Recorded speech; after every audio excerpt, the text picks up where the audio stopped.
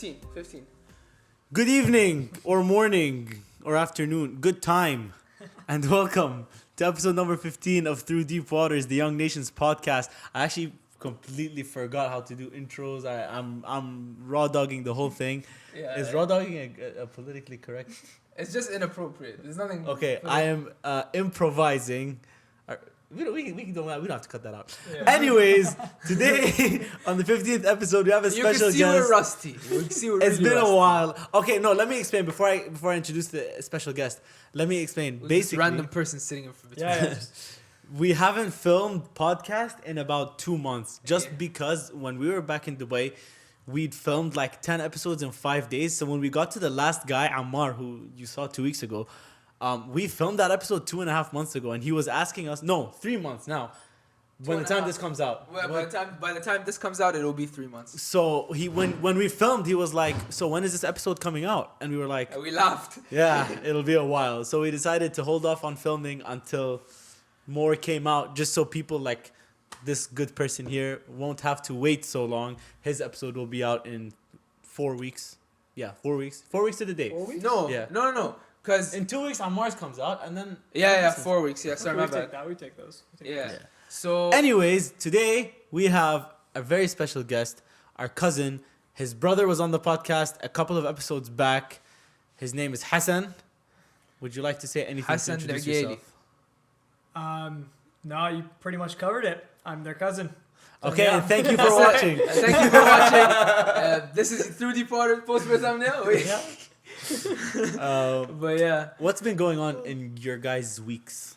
Yeah, it's been a while. Like we haven't, like the audience hasn't seen a lot from us in a minute. Mm-hmm. Hassan, Yeah. So Hassan is based in Vancouver. Yes. He's in Waterloo. For those who don't live in Canada, that's about 6 hours on a plane and then an hour and a half or 2 hours by car away. Yeah. He came here all the way from Vancouver just to film an episode of the podcast. Just for Through Deep Waters. So everybody who's listening, you're getting the privilege today because like we got the treat that Hassan came to. No, film but with why us. did you come to Ontario? Well, last week I was in New York for an event for work, and then I was close enough to Toronto that I was like, okay, I'm just gonna come through, see my parents, see the family. I'm not home often, so anytime any chance I get, I'm just gonna come by. So yeah, Makes Kinda sense. worked out. Interesting. Kinda worked yeah. out. Yeah. And speaking of your work, what do you do now? I work for a startup called Creator Now. It's basically the future film school for YouTube creators. And the road that you took to get to where you're working was kind of a long and winding road, wouldn't you say? Yeah, I'd say it was pretty long. Pretty long, yeah. That is kind of a cool story actually. Like, and I got to see it firsthand, in a way. Like me and Hussein, we got to see it firsthand just because we saw how like we knew you from obviously like your family, so we knew you from kids times, right? Yeah.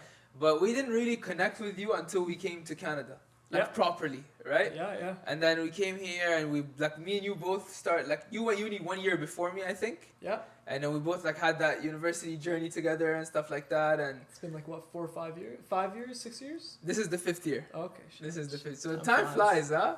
I feel like yesterday I came to Canada and we linked up first time. Yeah, man. I remember first year Zaid.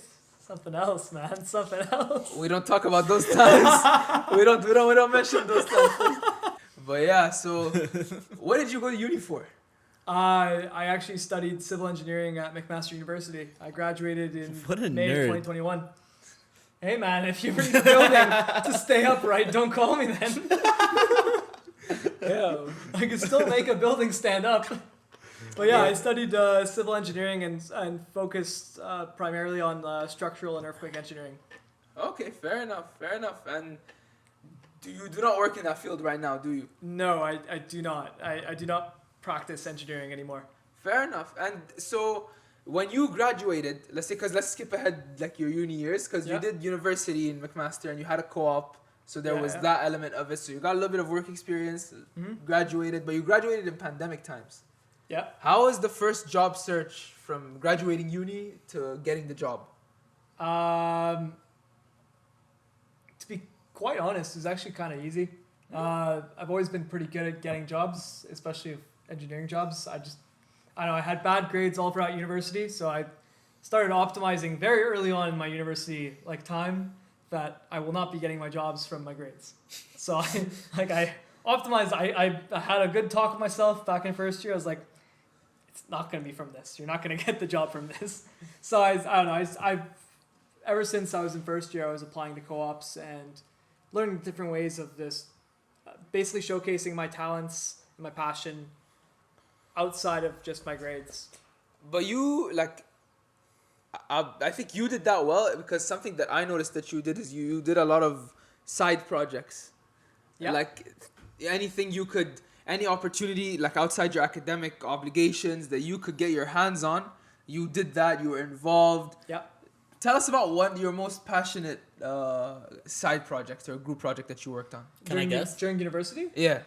Can I guess? I mean, sure. I mean, it's pretty obvious. Wait, what is it? Yes theory. Well, that was not during university. That was- It was during university. No. I wasn't thinking of yes theory. I was But thinking that- of. Like that was, I would say that was outside of university though. Like It during- wasn't to do with civil. If it, Oh, you're talking to do with civil. Yeah, it wasn't to do with civil engineering. it wasn't or was? Wasn't. Wasn't. Yeah. What's your favorite like kind of side project that you worked on that was kind of helping you get jobs after your graduation? Like After something I that you graduated? did, something that you did in uni. It's a side project that then later on helped you get employment that you enjoyed. Like right now? Something like the teams that you went on, like. So the teams, okay, yeah, Yeah. that's part of that's a part of civil engineering though, I'd say. That's what I'm saying. Like something that you did in uni that helped you get a civil Okay, engineering job. yeah. I was ever since my first year of university, I was a part of this one engineering team that I was just always passionate about. It was it's called the seismic design team. Essentially, it was just an earthquake engineering team in a way that we just kind of build a building to be around 5 feet and then place it on like a little shake table and scale it, and like it gets shook on a earthquake that's like scaled down from an actual earthquake, and you kind of put like weights on the building and shake it and make sure it survives. But yeah, I was a part of this team since my first year of university, and I was on the team for 5 years. We traveled all around the U.S., competed in places like L.A., San Diego, Vancouver. We're going to be competing in Utah now. The team this Oh, year. it's still Oh, you're going? going to Salt Lake City. Yeah, they're going. Oh, I'm not going. But like the team's still like, when I joined the team, it had like 10 people, and now it's like at 50 Oh wow. and everything. And I was like the team captain my third year. It was a very big part of my university like time, and like all of my best friends are from that team. Interesting. Okay. Yeah. And that I definitely utilized that as, especially when you're starting off university, you don't have any jobs. Teams and clubs, great way of getting jobs. Wow. Great way of selling it. 100%. Yeah. And then from there, you completed your degree, or like towards the end of your degree as well, pandemic happens. Yeah. Talk about what that was like, just a little bit. It was the summer going into my final year of university. It was kind of. Are you allowed to cuss? Yeah, like I'll give you 1 or 2 cuss words per episode. Okay, it was kind of shitty. Not gonna lie. Oh, shit is not a cuss word. You still have to. Okay. The bank, Still the quota. the bank is still full. Okay, yeah, but it was kind of shit. It was my summer going towards like my final year of university. It's kind of shitty just because I had a co-op lined up and I lost it due to the pandemic, and it was a tough time and a weird time because suddenly I had 4 months for free. Like I had 4 months that were just open, and I still remember I'm not the type to do nothing. I hate doing nothing. Like I like utilize my time to like be productive and doing things that like progress myself in some way. And I remember I was watching TV, or I was on Twitter or something, and I saw like this one video from like Mark Cuban, and it was like, when this pandemic's over, every interviewer is going to be asking, what did you do the summer of 2020? Because everybody was doing nothing. Like everybody, like lives stopped, everything stopped. So the people that were able to at least utilize their time would be the ones that would be winning out of the pandemic.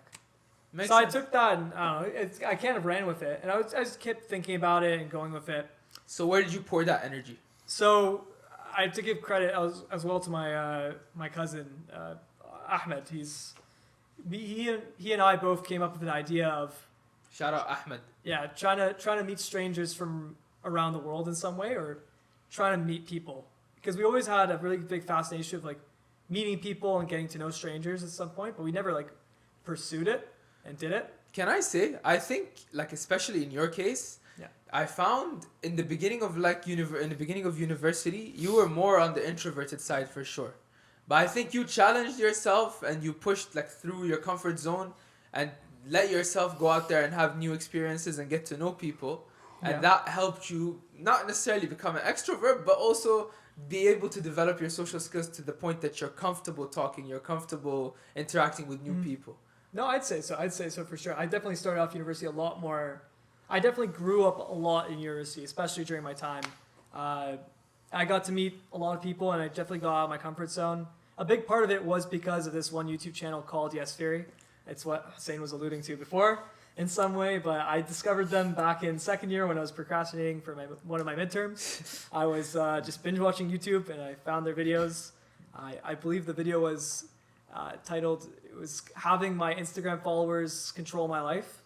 And they had basically their Instagram followers telling them, hey, hop on a plane, go to this country, do this, do that. I found it very interesting. Imagine you have the money for that. That's kind of crazy. crazy. It was very crazy. But at the same time, they weren't spending that much money doing it. The plane ticket. Or somebody tells me now. In Europe though. In okay. Europe, it's very easy. They were like flying like from England to France, type things and stuff like that. I was thinking like, what if I'm in Canada and somebody Everybody tells in me, Canada, bro. Everybody in Canada has to pay like triple or quadruple. What if someone tells you hop on a plane and go Fiji? What am I gonna like? You know how much that plane ticket's gonna cost? Well, you could set which countries you want to put in the poll.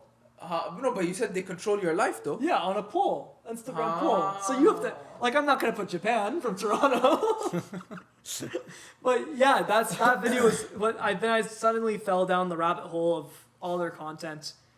Basically, their philosophy was the best parts of life are outside of your comfort zone, and I definitely, at that time, I was definitely within my comfort zone as much as I could be. And yeah, that was a pretty eye-opening experience, and watching their videos, I just kept watching them, and it definitely like changed my perspective on life and different things I take. But yeah, Yes Theory is a very has a very big international fan base, and they have a fan group, like they have a Facebook group where all their community could be from around the world, and they have like meetups from around the world happening on a daily basis. And people all around the world just meeting each other. So me and my cousin were both fans of Yes Theory, and we were both part of this Facebook group, and we were thinking, hey, what's a cool way we can utilize this Facebook group to meet people?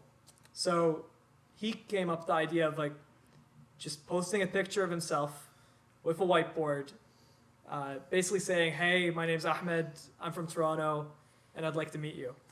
And he made a post, and he got around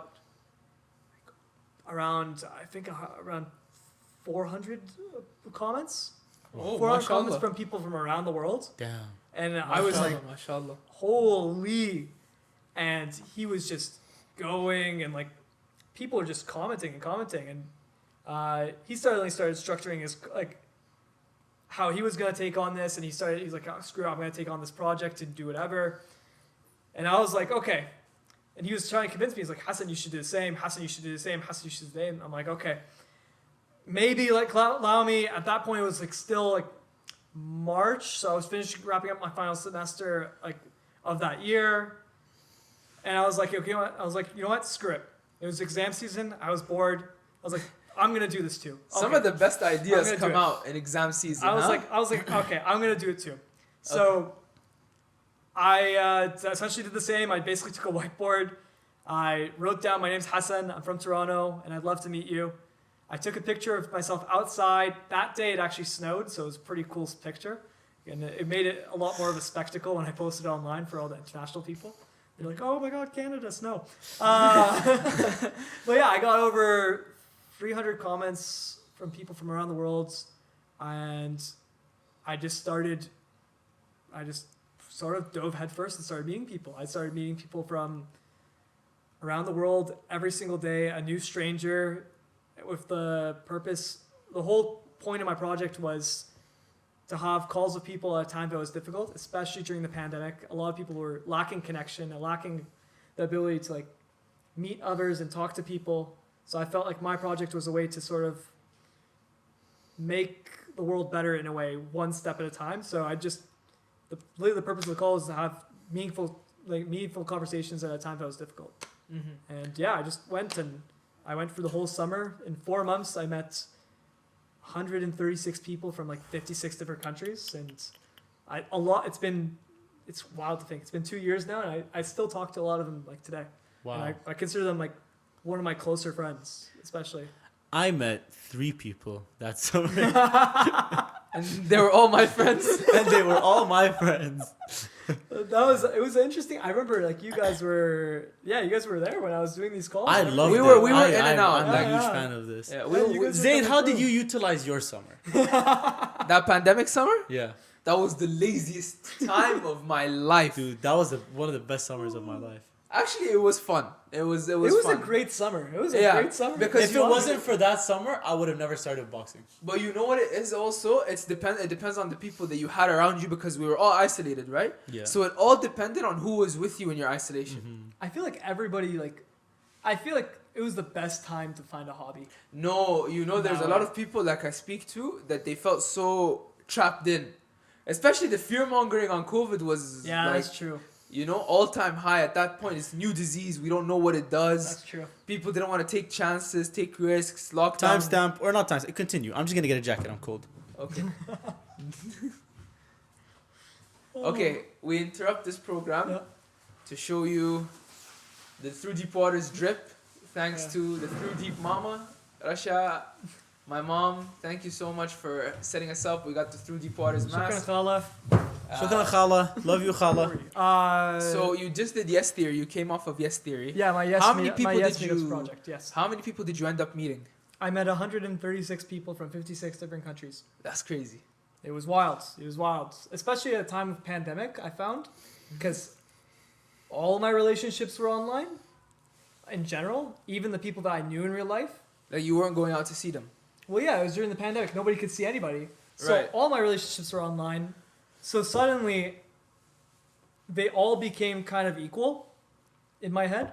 Ah. And it did, location didn't matter at that point. It was more people that I genuinely liked talking to. And I found myself even just not talking to people from in my real life. I was a lot of people that I spoke to in real life that I didn't have as deep a connection to. Mm-hmm. I just didn't talk to them. I'd rather talk to the people that were in France or in Slovakia or in in the US or wherever. Or Australia. You met up with a lot of people, and I think you developed, as you just said, you developed a lot of those relationships. But also, I realized something in the pandemic too, that a lot of our relationships that we were face value friends, where it was a very a very non-deep friendship, Yeah. or a friendship that wasn't really carrying much weight. A lot of those died. Yeah. Right? A lot of them 100%. went by the wayside, and sometimes you just made you can just make a deeper connection with somebody new in the pandemic and be in touch with them more than people that you knew maybe 3-4 years before, but you just never had that connection with. Well, that's what I discovered, man. That's what I just did throughout the whole summer. But you know what I realized, and this must have been so magnified with you. What's up? Mm-hmm. Me personally, because of the pandemic, I spent so much time playing PlayStation with my friends or Yeah. texting or calling or whatever the case is, that when it was time to return to humanity and reality, I couldn't take my eyes off my phone. And I would make it a point, okay, my screen time every day is 8 hours. Yeah. Reduce. And I've been reducing for a year. What's my screen time now? Today? Oh my god, today was 7 hours. But 7 no, hours? Yeah. Oh my god. Yo, No, what? 6 hours 47. No. Do you not but have responsibilities? The thing is, okay, when I'm at work, I'm on my phone a lot, and I had a 5-hour shift, so please. But anyways, Says boss, don't fire him. but He's yeah. talking hypotheticals. Point is, it's so hard for me to disconnect. 5 hours. 5 hours. That's still a lot, man. Actually, I'd probably be less. It's not that bad. 5 hours is not that bad. I was averaging 4 hours before. 3 hours. See, I feel like that's ideal. 3.5 to 4 hours is Nah, that's a lot. I That's would actually check- a lot for me. I would Right check there. mines, but it's filming. So. But, No, that's definitely long for me. I want to get I think ideally it's I could be on I want to be on for 3 hours. That would be amazing. I think that's That what would be I amazing. want. I want just 3 hours, max. The thing is, I'm always just as like I'm never like, oh, who wants to hang out with me? I'm like, oh, who's texting me? Who wants to call me? I can't leave. Like I'm probably the most reachable person on the planet because my phone is with me at all times. My like notifications are like the only time is do not disturb is when I'm podcasting, right?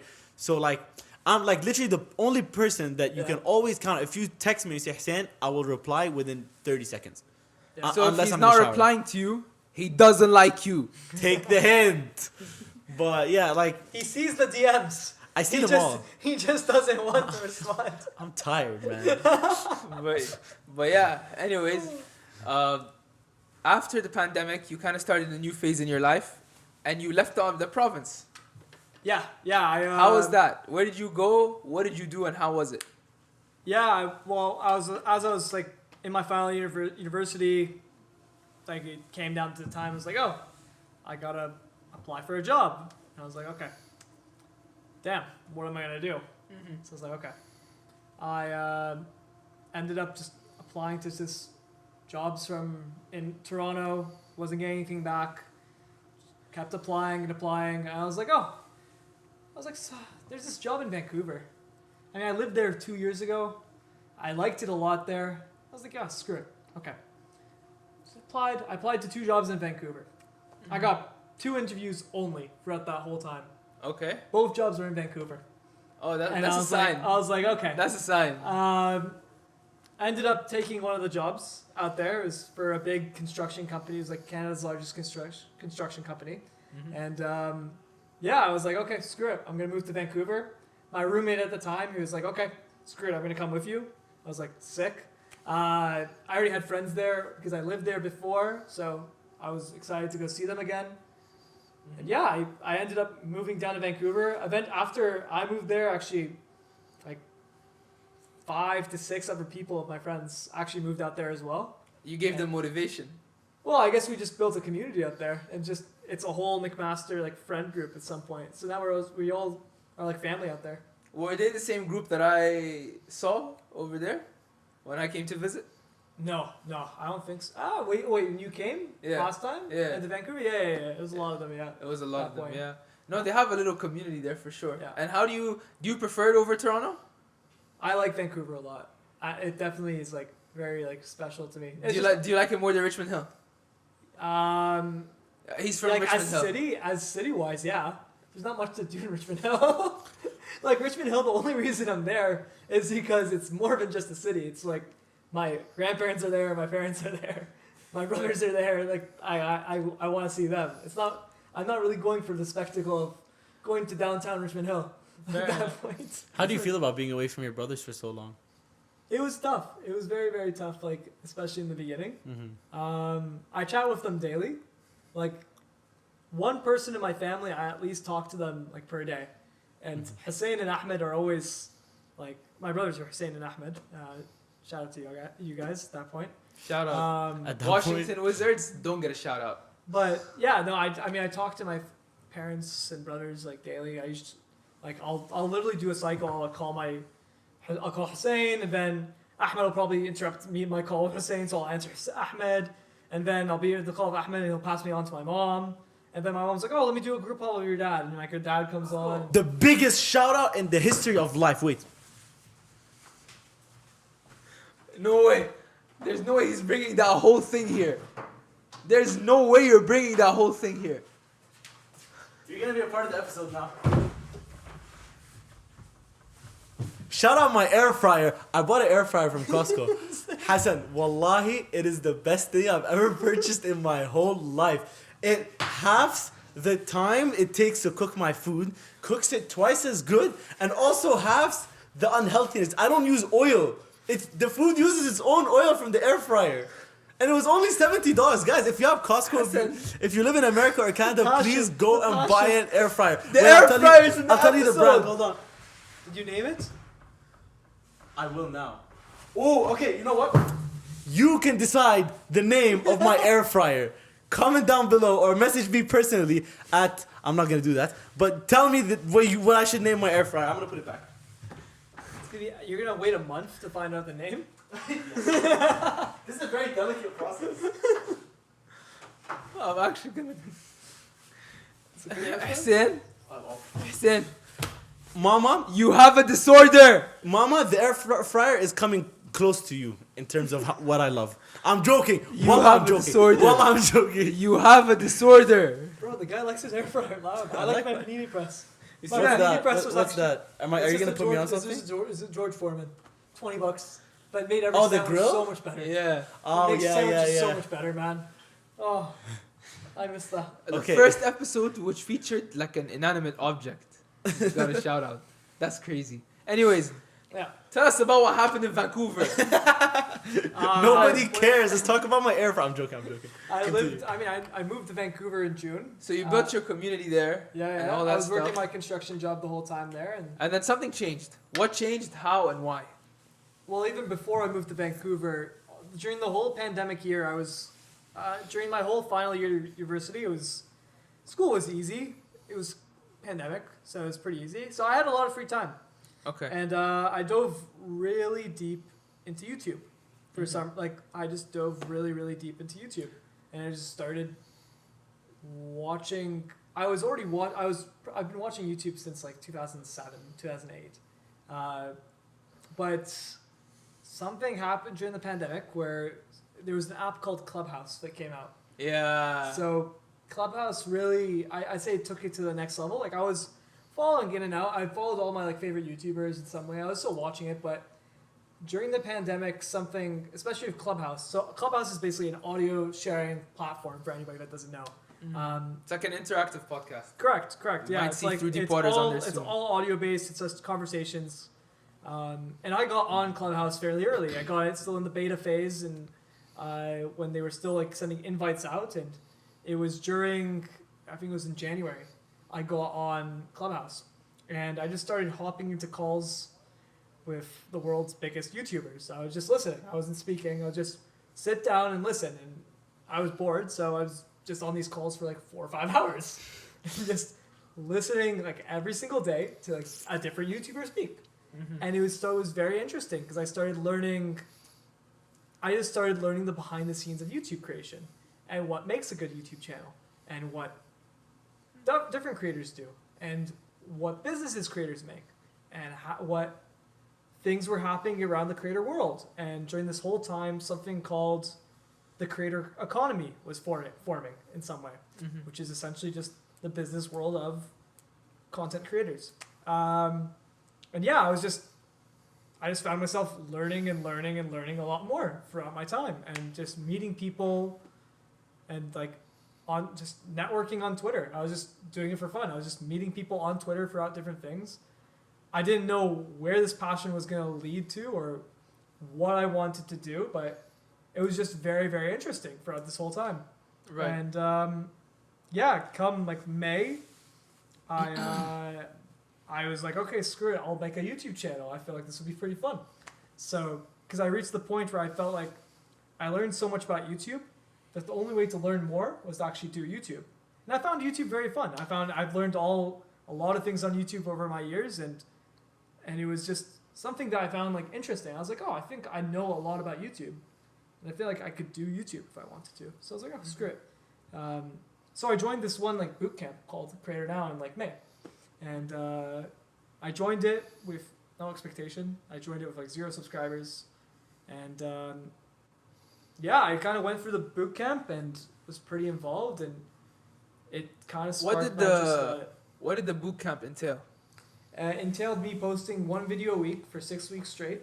I'd never edited my own video before, never shot a video before, never did anything in general about that.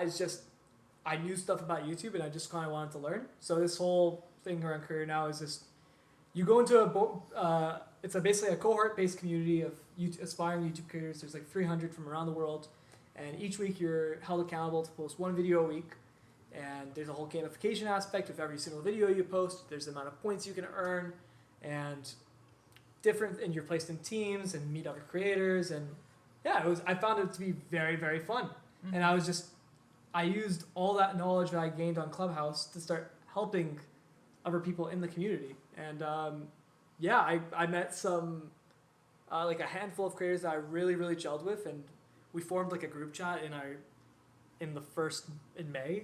and like till this day we talk. And actually, last week in New York, I stayed in a hotel with them. Oh, mashallah. Yeah, so like, yeah, internet friends, man, it goes a long way. But yeah, I was really into the whole creator economy, YouTube industry, and that spread all the way down to when I moved to Vancouver. Like I was just still very into it. I was still very like I was just watching YouTube, learning about YouTube, making YouTube videos, and just kind of going through it.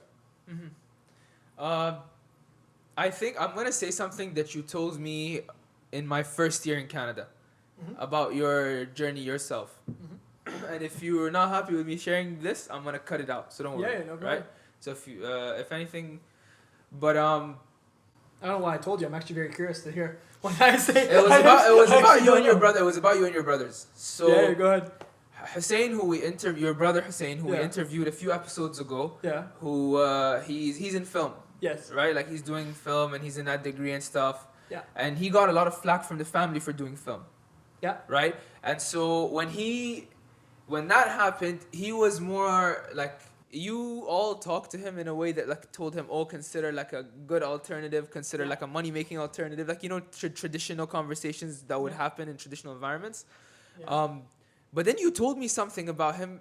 You said he has a dream and I don't. Yeah. You said this to me. You told me he has a dream and I don't. And that makes me a little bit jealous. As much as you were like skeptical of the filmmaking future at the time, and you weren't sure about it, and you were more sure about what you were doing, there was that one part of you that ticked.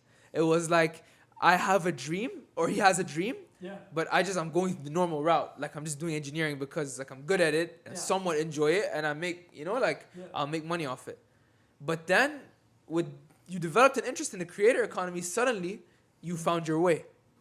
Yeah, no, I think, I mean, if you're speaking upon my brothers, then yeah, definitely. Hussein has had a passion for filmmaking and film and content since I made his YouTube channel back in like 2013. And he was just passionate about that since time. And he kept going, he was driven, and it was very inspiring. Like, yeah, like he had a dream. Ahmed, like, you've probably mentioned it before, I don't know if you have, but like Ahmed has like his own passions as well, and I was definitely like envious. The standard one. Envious. Yeah. I was envious of like that they were both had such strong passions for something that I didn't, and I'm still like trying to find my way. If I'm quite honest, like I'm passionate about like creator economy, and I really like it. I think it's very interesting, and I like it a lot, and I definitely think I'm closer to discovering, but I don't think I have found my path exactly yet. But do you feel like it's within the creator economy world? Yeah, I think it's within this space in some way. Still trying to discover and see what it is, but I could definitely talk about like creators and passion and helping them out. Like that's definitely something I want to do. For sure. And but like, what I was trying to say is, you found it a little bit later, but it still took you the same place that maybe their dreams had taken them. Just they had more years with it, right? Yeah. So my thing is, like I was gonna say, is it's never too late to like switch up and go do what you want to do. Oh no, never right? too late. Never too late. Because switching up from civil engineering to going to work for a creator now after doing their boot camp and then getting in touch and then having a relationship with them first and then going to work for them and then going from, you were on site, like you were at a construction site when I last went to Vancouver, going to work there with the hard hat and everything, telling these guys, go here, fix that, put this here, right? Yeah. I was. That's a big switch. It was a very, very big switch. I was doing like, but basically my days in Vancouver consist of going to work. I'd wake up at like 7. I'd be at work by like, I would like to say 7:45, but realistically it was like 8. It's late every day. I'd do work until like 4 p.m., 5 p.m. And I'd come home and I'd just study YouTube, really.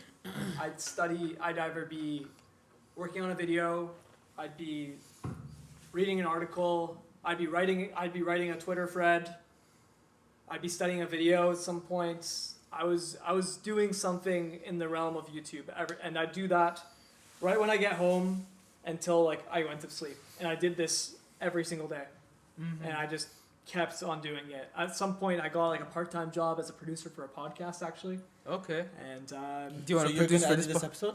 Huh? You're gonna edit this episode? Hell no. I didn't produce. I didn't do that. I just brought guests to this podcast. And I ended up bringing people like that I looked up to. The whole podcast was based around YouTube and content and creators in general. It's called Creator Culture. Shout out Danny. How many shout outs am I going to do during this podcast? I'm the shout out guy, and I'm giving you as many shout outs as you want. Okay. So, well then. But yeah, the podcast was pretty sick because, so yeah, during, like, after work, I'd just come home and I'd just be cold emailing different YouTubers and different people in the industry, trying to get them on. And I got some pretty sick, I just started emailing people that I was really interested in because I was very, very tapped into the YouTube space. So I just knew who was the upcoming creators, who was making like big splashes, who was doing really cool things. And then also I just emailed every YouTuber that I was really interested in. And I got them on the podcast. It was pretty lit. I got to talk to them like face to face. I remember some days like the recording would be during work. So I, sorry, I was done. I had an appointment, man. Yeah. I had an appointment. He wasn't I had to lying. come home. He wasn't lying. But the dentist appointment ended really early. just a quick check. He looked at my teeth, smiling, and then I left. I went away. I went home. But yeah, it was a pretty cool. I just worked my civil engineering job, and I'd come home and just put time into this, and I treated it like a job, like every single day. So there was a build up. Like you had to put in some work before you actually went full time with it. That you had to double take in a way. So to fulfill your civil engineering duties. Yeah. To do that job well, but at the same time to expand your horizons before you were able to take on a full-time role, there had to be like an extra burden that you took. Yeah, if I were to think about it, it was like basically a full year of me taking it seriously, of me like seriously studying before I went full time. Like it was me seriously studying and working some part-time jobs until I got to that point. Like my producer gig for this podcast was nothing. It was pennies. I was getting paid $100 a guest I brought on, and like for the amount of time I was putting in. He says that's pennies, bro. I think about that. I'm like $100. I coach for $8 a session. That's pennies. He's just what's it called in the university Poor, lifestyle. I'm poor. However, if you're working a full-time job, 100%. and then doing that 100%. at that point, but I didn't mind. I was like, I would actually probably kind of just do this for free because I would just to expand your horizons. I was just I got to meet. To be honest, man, it was just a really good excuse to meet people I really wanted to meet. Like I got to meet some like my favorite creators and like people that are in the industry. Sick. You're older than me, but when I look at you like that, I just feel like a proud big brother. Like, wow, look at this kid. When I first saw him, he didn't want to meet any of my friends. He didn't want to talk to anyone. He didn't want to say anything. And then now look at you. You're just spreading your wings. It's a fun time, man. It's fun. Meeting people is fun. Yes Theory played a role in that, but what Yes Theory did for you is I think it just forced you, or you pushed yourself and forced yourself through it to expand your horizons, make yourself meet new people, make yourself go out there and slowly have so many interactions that you begin to develop those social skills to the point they become second nature for you. I think the big thing, that was definitely an aspect of it, but also I feel like throughout my time in university, I started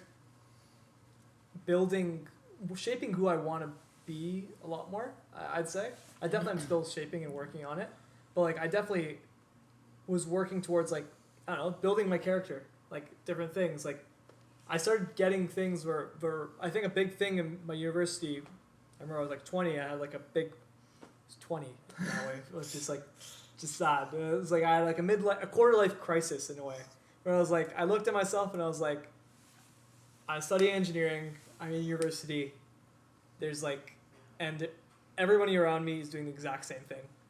And like there's nothing unique about me compared to the other person.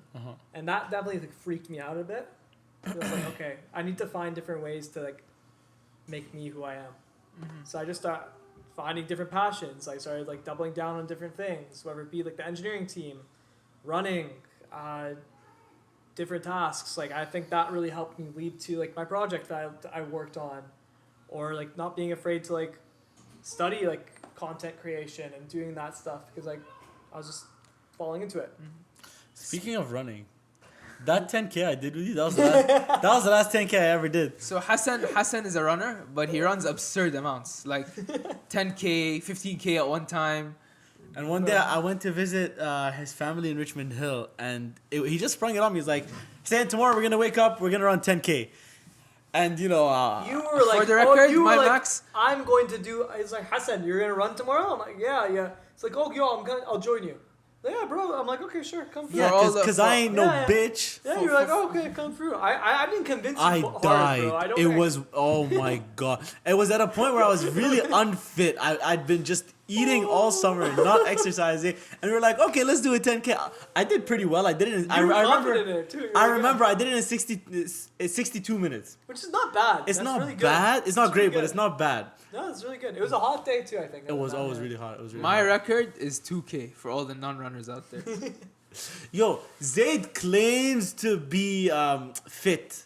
I'm Right? not fit. I'm just, What? I just do the sports I like, and I Well- keep healthy with my diet. But you have zero fitness. I have zero stamina.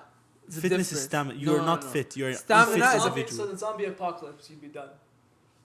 Yeah, bro. Yeah. They'll chase you I'm for sa- I'm they'll chase you for sacrificing 30 my seconds life. and start eating you. I'll sacrifice my life, bro. What do you mean? Zombie apocalypse? I'll run, I've already baby. accepted that role. Like, if it happens, throw me to the zombies. If there's a Okay. zombie apocalypse. At least okay, bro. You know? All I know is like I am not bothered enough to train my stamina now. Just throw me on the zombies. I accept. I don't know about you, bro. 'Cause I feel you do calisthenics a bit in some way, right? Here and there. Here and there. I don't know.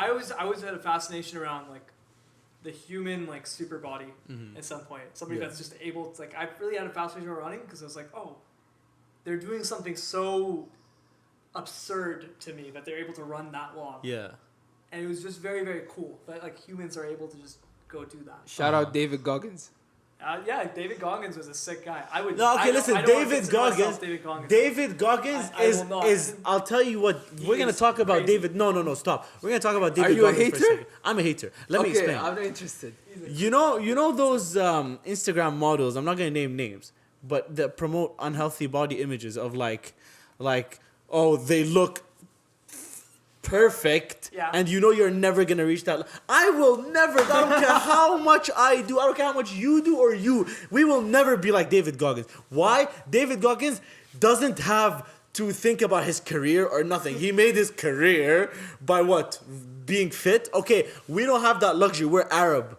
Okay, we have to go get inside an office. How am I gonna get inside an office and then train and become David Goggins? You tell me. Hold Tell on, me. more than that. You're Arab. You have to go to guest house and they offer you. Do you know how much food we eat when I go to his house? Do you know how much food? Oh, bro, but your mom's cooking is amazing. God bless Yeah, your mother's Allah. cooking, bro. Khalas here took care of us. Khalas She took care of us since we came to Canada. I don't want to say it's not that I can't say no. I don't want to say no. It's so good. Back to the Goggins thing though. Yeah. He was never just fit though.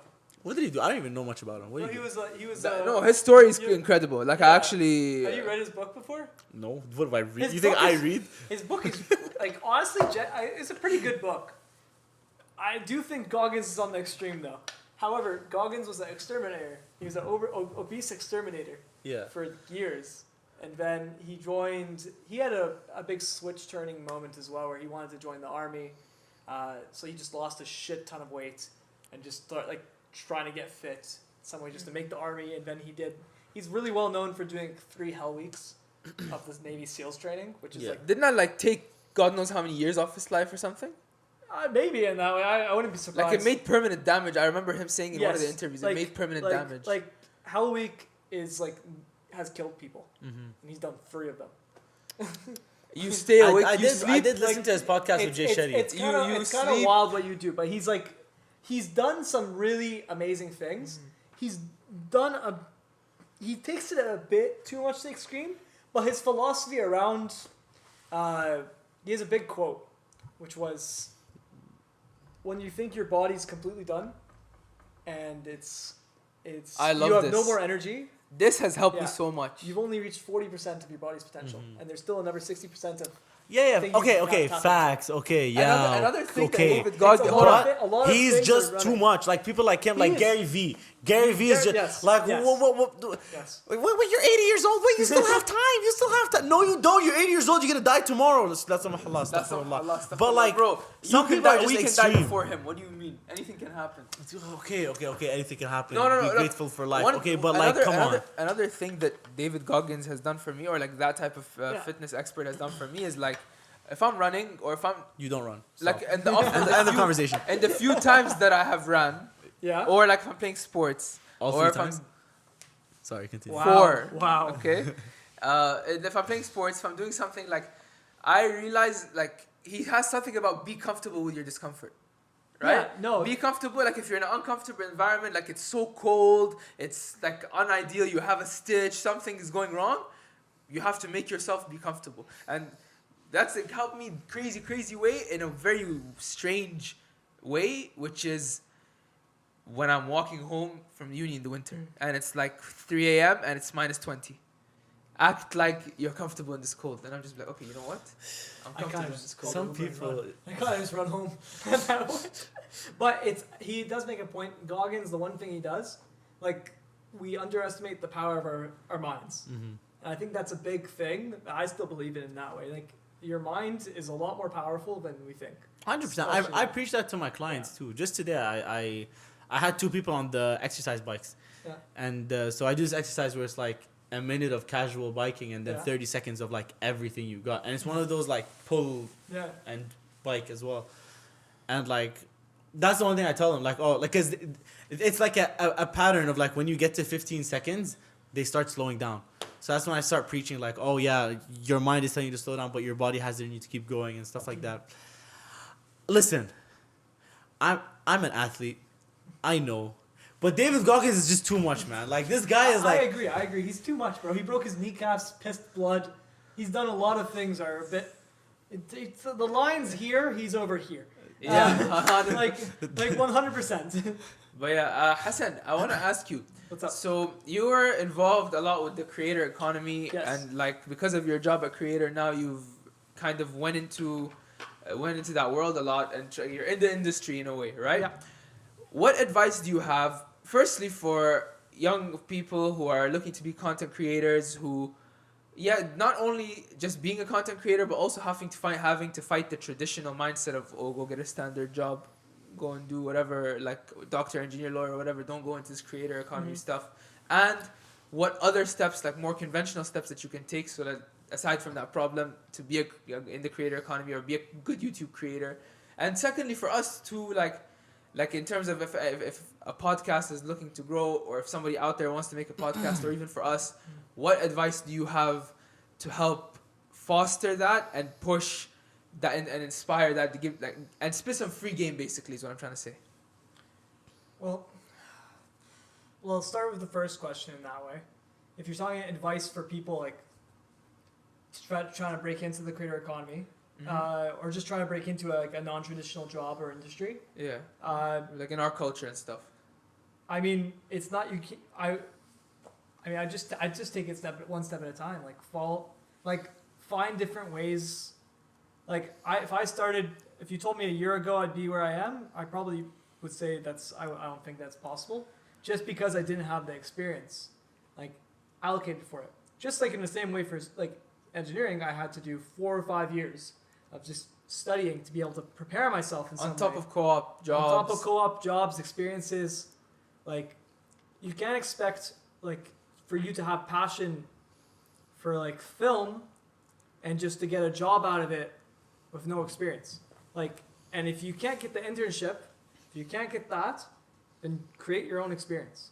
So that's what I kind of did. Like for my creator economy, the stuff I did was I'd study Clubhouse, and then I'd make Twitter threads, and then I'd network, and I just keep networking people, and I try to provide value on Twitter to everyone I met. From that value, I ended up landing a job as a producer of a co-op, of a producer of a podcast. From that producer as a podcast, I started network even more with creators and like using that to elevate my network. Alongside that, I joined a boot camp where I was a part of Creator Now and just meeting and helping creators throughout. I started getting pretty involved with that and started taking on more responsibility within that. And so on and so forth, till the point where I reached, in November, I got a part-time job with this boot camp. And I worked with them for 4 months. And then I went full-time. So it wasn't just like I went like from university to just flipping into the creator economy. Like there was a whole line of steps that I think in anybody's career, like there's steps that people just think they went 0 to 100, but like there's so many steps that led up to me getting to the point where I am that are going to be unseen, and people are just going to think I went from 0 to 100. But yeah, like try to build your experience in some way. If you're passionate about like sports and you're really into the NBA, go to where everybody is in sports and try to learn and like meet people. I have a really big fascination of tracking people's careers and really stalking and studying how people got to where they are and seeing different ways that I can use that to elevate my own, like to what techniques did this person use to get to where they are. So like people that really want, like passionate about basketball, for example, go to Twitter, network, just put out your opinions on Twitter. Network of people. Start getting NBA, like the NBA community on Twitter is so heavy that you could just start meeting people and networking there, and you can start building your reputation. Try to provide value in some way. Make interesting tweets. Start making YouTube like videos about it. Build a portfolio of yourself at some point that you can showcase to the world. Like that's a big thing I think anybody can do. Like there's always a way to build experience. It's just you have to be a bit creative and just kind of just keep shooting in the dark. Mm-hmm. Like you don't know what's gonna stick. You just gotta just keep doing, in a way. Preach. That's what you just gotta do. Preach. And how did you very quickly? And not very quickly. We have people trying to enter the house, and we need to end this now. Okay, very super quick. Okay. Cultural wise. Yeah. Like from fighting the cultural stigmas from our side of the family and stuff like that. How do you find that, and what do you recommend for somebody in that position?